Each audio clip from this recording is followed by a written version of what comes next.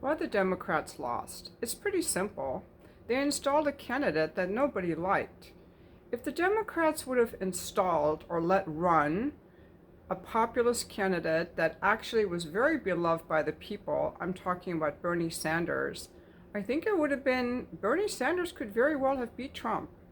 Because Bernie Sanders actually cared about people. He wanted Medicare for all, he wanted an end to the wars, but now Bernie Sanders has sold out. He's become, you know, whatever. I think Dennis Kucinich, who was also a Democrat at one time, he could have won. Kennedy was running on the Democratic ticket, Tulsi Gabbard. I think any of them could have won because they were all for the people, against the wars, straight shooters who were charismatic, intelligent, and seemed more populist. But no, the Democratic Party didn't want that. They wanted to install their DEI candidate, their vacuous, bumblemouth candidate. And as a woman, I'm offended. She does not represent me at all. She's kind of, she's not likable and she's kind of stupid. That's why they lost. Okay? That's why they lost. They picked the wrong candidate because they stopped listening to the people. They thought, well, we are in control of the media, which they are, except for maybe Fox News. And she's our black, vacuous woman. We're going to get the black vote. We can control her how we want. And we're going to fabricate her into something that people will like. Because people are just stupid. We're going to make her all about joy, and we're going to have her just not go out into the press at all. Oh, now we have to take her out. But remember what the Democrats did in 2016 when they pushed out, or I don't know what year it was, they pushed out Bernie Sanders. I went to a Bernie Sanders rally. It was like a couple blocks from where I live. And I went there. I remember Bernie Sanders, Medicare for all, end the war, straight shooter, kind of like a Ron Paul kind of guy, a guy for the people. But he got pushed out by the Democratic Party. That's when they started making their mistake, when they started picking their candidates. And that's why they lost. Now, why are they so surprised? All the polling they did was kind of skewed because I was watching different channels where they were showing a lot of different polls. And most of the media is owned by the Democrats. The media used to have foreign correspondents on the ground, actual journalists. Now they're just opinion spokespeople. They cut their budget and they don't really give the news anymore. So it's a lot of propaganda and they're not listening to the other side. They're not listening. That's the other problem. They're not listening to the people and they're not listening to the other side. And one thing I have learned by watching all these videos about the wars going on and is that in war and in politics too, and in the courtroom, Nancy Grace talks about this, you always have to get in the mind of your opponent. You have to understand your opponent, whether in the courtroom, in the political sphere, or in war. You have to understand your opponent. And that's what the Democrats failed to do. Instead of understanding why Donald Trump is so beloved, they painted him out as this horrible fascist Hitler person who's going to take our country into the ground. That was their messaging, and they actually believed it. They actually believed it. That was another downfall. So the first downfall is they stopped listening to the people. They installed a candidate that they wanted. They didn't put in a candidate that the people wanted. And then they believed their own propaganda and were surprised that she lost. Now, why do people like Donald Trump? And I will tell you that I was an avid watcher of all the Democrat media until the whole pandemic thing when I was like, I think it's all lies. Because I remember the housing bubble, and then I remembered how they lied about the internet bubble, the housing bubble, and then they lied about, Russiagate. When I found out that wasn't true, and I went back to all my MSNBC and CNN and all those channels, and they didn't say they were wrong, I'm like, this isn't journalism. And then during the whole COVID thing, when they were trying to scare everyone, I'm like, this is not journalism. That's when 2020 is when I woke up to the media just being a propaganda arm of the Democratic Party, frankly. Okay, so I was watching the whole time they were saying, back when Trump was running the first time, how he was so bad, he was grabbing women by the pussy, how can he say that? And I thought, now he's gonna lose. No candidate can talk like that. But he got away with it. He said all these weird things, and the media kept saying he's bad, he's bad, he's bad. And I kept thinking, he seems kind of likable. What's wrong with me for thinking he's bad? He's not bad. But I kind of went along with it, and during the whole presidency of Donald Trump, I saw him doing all this warmongering and whatever. I wasn't really sure, but the media kept, we heard about Russiagate, and we heard about all the things that they were charging him with, and election interference. And I was like, is he an agent of Putin? Maybe he wants to build a Trump Tower in Russia, maybe he is really bad. Then when he said he was going to meet with Putin and with Kim Jong-un, I was thrilled, because I'm like, we need to have relationships with these leaders. And all the media was saying it's so bad. And I'm like, why is that bad? We should be actually having conversations with these leaders. But they said it was bad. We should never talk to these people. They're just bad. Now we know that's all propaganda. Now I'm thinking, how bad is North Korea really, after all the lies they've been telling us? How bad are they really? I don't see them invading anyone. But let me continue. He's bad, bad, bad. And then they did the special counsel investigating Donald Trump. I'm like, yeah, we're going to get him. We're going to get him. And I watched the 11th Hour with Brian Williams every night. Like, when are they going to get Trump? Let's get him. He's doing all this illegal stuff. At the same time thinking, but the people who almost brought down Wall Street were doing much worse things. Why is no one going after them? I started questioning, like, okay, he's done illegal things, but Congress is doing a lot of illegal things. They're starting illegal wars. They're trading stocks on insider knowledge. I don't even know all the stuff. There's so much bad stuff, much worse stuff going on that they don't care about. But they care about whatever, some document thing, then that turned out to be a hoax. I was surprised when the Mueller investigation ended and they found he'd done nothing wrong. I'm like, we need a new investigation. I was really on the anti-Trump train. And I started watching the news, and I started getting curious about the other side. I started thinking, well, he is really bad. Trump is really bad. So why is he in office? I started thinking about the fact that he was elected meant that half the electorate at least liked him. And it can't be that half the country is wrong. So why do they like him? I started asking, why do people like him? And that's when kind of I started realizing that I was told a whole bunch of lies by the media, because they like him because he speaks to them. He's a populist candidate. And now we've seen that so many people of the Democrat Party the Democrat Party doesn't want populist candidates. Guys, that's why they lost. Wake up. They do not want a populist candidate. They have kicked them all out. Even Bernie Sanders, who once proudly stood for the people, has been shamed or bought out into utter silence, and now he's just a fucking limp washrack loser simp at this point. Simping to stay in the party. He's lost his way. So you either have to give up your ideals like AOC and Bernie Sanders to stay in the party, or you have to leave the party, like Elon Musk, like Candace Owens, like even the lady from the Young Turks, Anna Kashbarian, Tulsi Gabbard.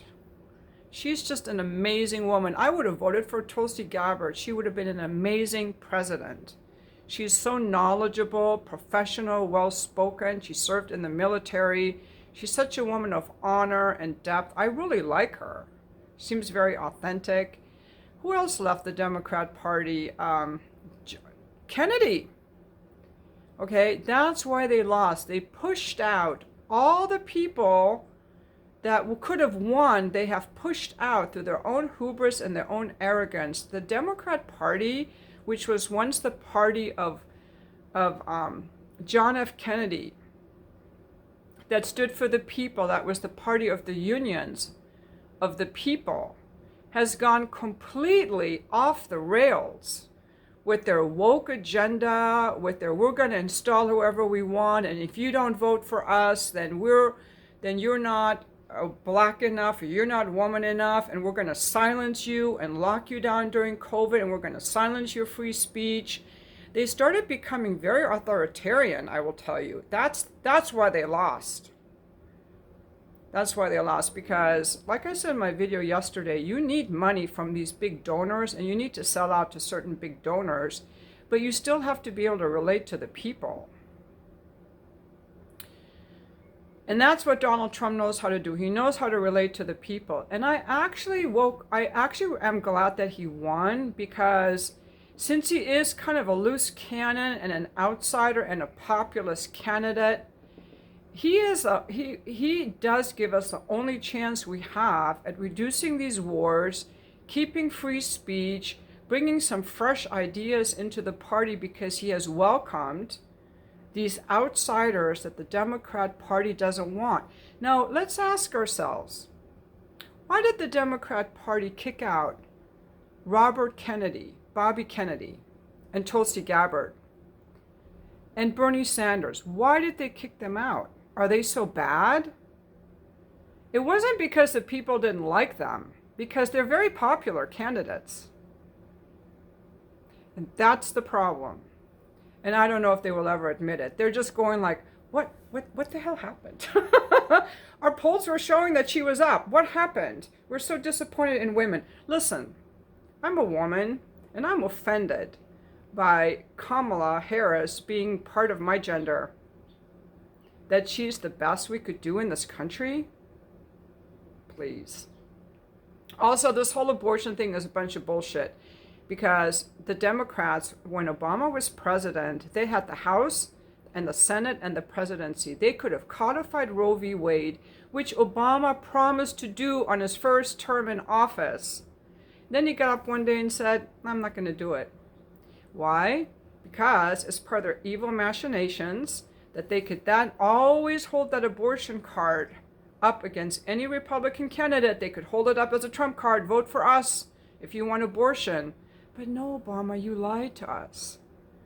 And you bailed out the banksters and let the homeowners go homeless. And that's why Trump won. There's a frontline piece that talks about how Trump won, and it's because of all the failures of Obama. All the lies he told, all the promises he didn't fulfill. So then people were like, we're going the other way. You lied to us, Obama. And Obama lost a lot of supporters. They went to the Republican Party after that. But more on abortion. What's Kamala going to do? What can any president do? The Supreme Court has now decided it's up to the states. So Kamala goes on there lying that she's going to bring back abortion. Abortion is now at the state level. You can still get at them at certain states. So she goes around lying about abortion as her only trump card. The other mistake she made, well, first of all, they picked the wrong, they picked a candidate. They imposed a candidate on us that they liked that the people didn't like, okay? Then they didn't give her any good messaging. She had no policy. Her only running points were, I grew up middle class, or however she talks. I don't know, I can't remember. I grew up middle class. And we cared about our gardens, our yards. I don't know. I washed cabbage in the bathtub. I'm just like you all. We all wash our cabbage in the bathtub. Who does that? But anyway, she didn't have a message. She isn't likable. She doesn't know how to talk. And when she did talk, she said something about abortion, which she can do nothing about, and it's already decided. and her party had the chance. They blew it. And then she also talked about how bad Donald Trump is. People don't want to hear how bad the other candidate is. How would my YouTube channel do? Would you guys watch me if all I talked about was how bad the other YouTubers are? Would you come on here and watch me if I made all of my videos about how bad the other YouTubers are? These YouTubers are so bad. These YouTubers did this. These YouTubers are fascist. Would you want to come on here and watch me? You wouldn't. People want to be inspired. They want to be drawn to you. At least you have to be charismatic. And it helps if you have a message of what you're going to do for people, that you understand people. And her fake thing of going into a gas station to buy chips isn't really it. It's not really authentic. Anyway, and I think the other problem she had was, what was I going to say? Now, another problem she has is that currently we're involved in a lot of wars that people do not like, okay? So she tried to avoid the whole war question, which is kind of hard to do, and she didn't know how to distance herself from Joe Biden because she wasn't really allowed to put him down in any way, but at the same time, she didn't want to align herself with him. So she was kind of caught in a difficult position, but she could have said, you know, I'm going to do some things differently. As vice president, I supported Joe Biden. That was my job, but I have some really different ideas. That's what I would have done because it's honest, you know? And she didn't say anything about the wars that would appeal to the people who are against the wars. She didn't say anything about we're going to make a peace deal, or it just didn't seem authentic because she's already in the administration and we're killing like a lot of people right now, civilians. The U.S. is actually committing war crimes right now. And we're going against our own constitution because we're not supposed to send bombs to any country that's committing genocide or failing to deliver humanitarian aid. So we're delivering bombs to Israel against our own constitution, actually. I don't know if people know that. We're going against our own rules and order because since we make the rules, we can break them because we're the good guys. We make the rules, we break the rules. Anyway, the other mistake that she made was talking about, she was told, well, you have to talk about the economy because people care about the economy. They care about grocery prices. So what does she come up with? We're going to lower the price of groceries because these damn grocery stores are suctioning your money. They are price gouging you, these damn grocers. Well,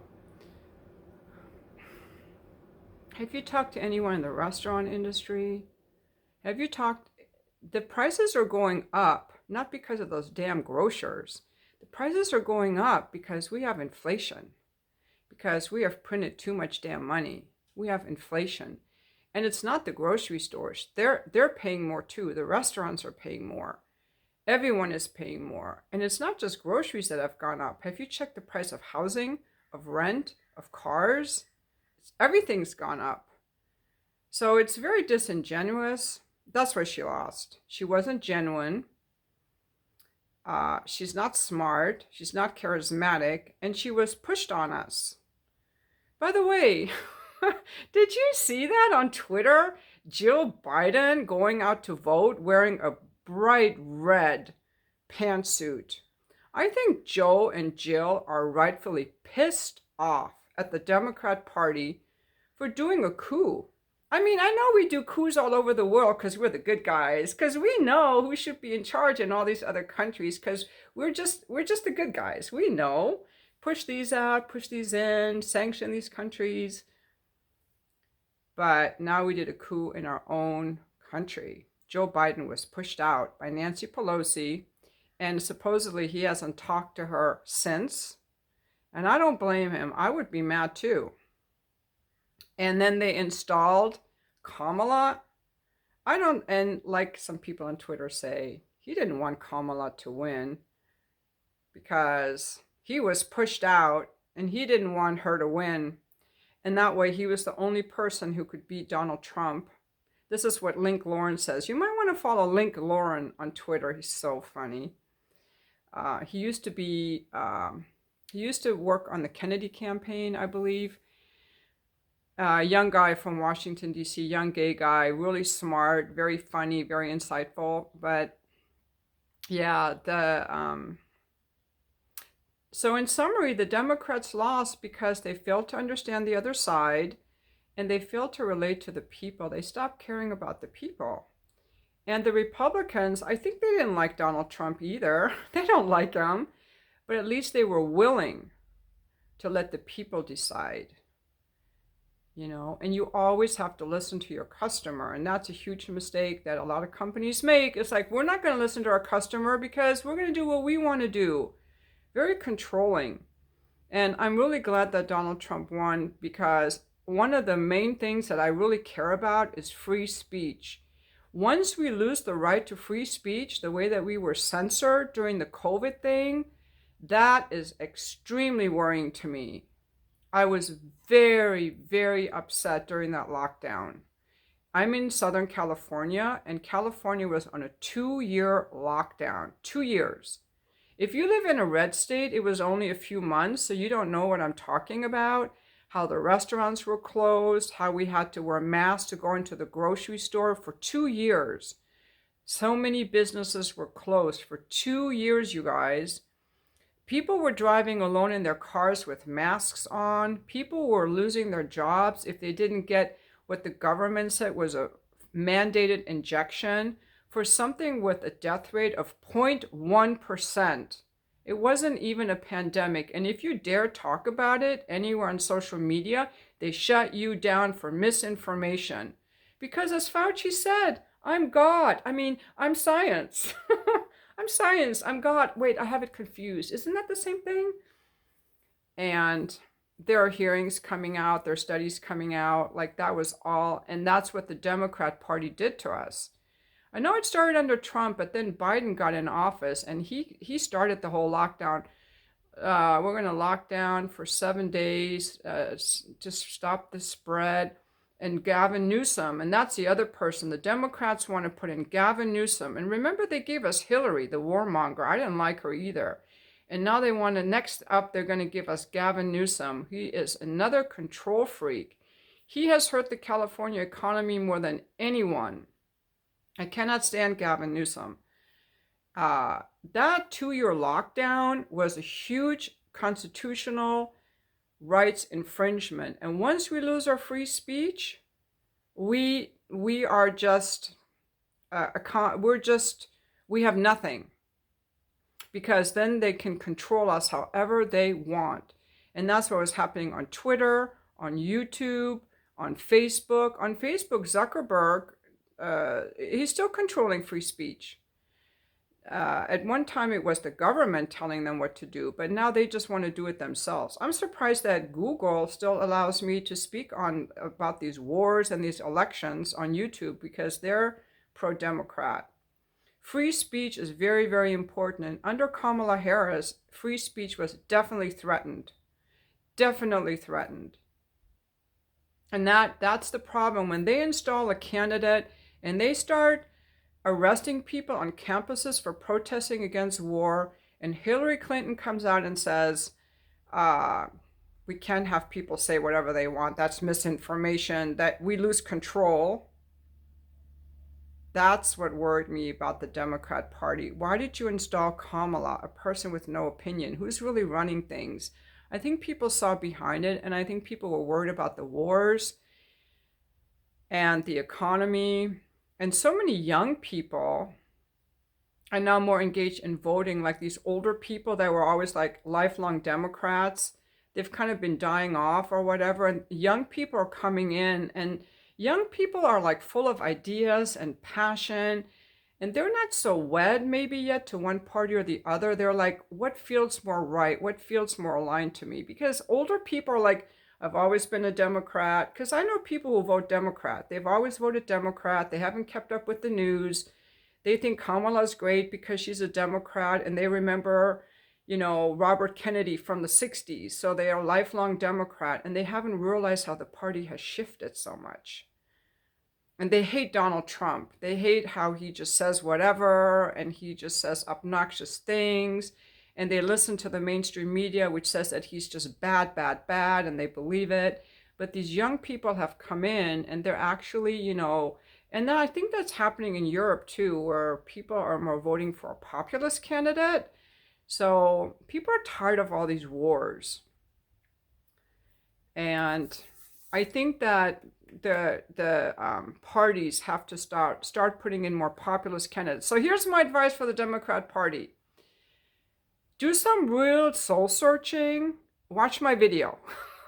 Watch the first 5 minutes of my video where I tell you where you went wrong. You didn't listen to the opposition. You installed a candidate, and you didn't listen to the people at all. Start listening to the people, and allow candidates that people like to actually run. Why did you push out Bernie Sanders? Why did you push out Robert Kennedy? Why did you push out Tulsi Gabbard? Why? And once you get the answer to that question, you will find your way home. Because we need, you know, we need some better candidates in the Democrat Party. So I'm hoping that Donald Trump will make some peace. I hope that he's going to keep meeting with all these foreign leaders. That's what I'm all about: dialogue, diplomacy, peace, and trade. And thanks for watching my video, you guys.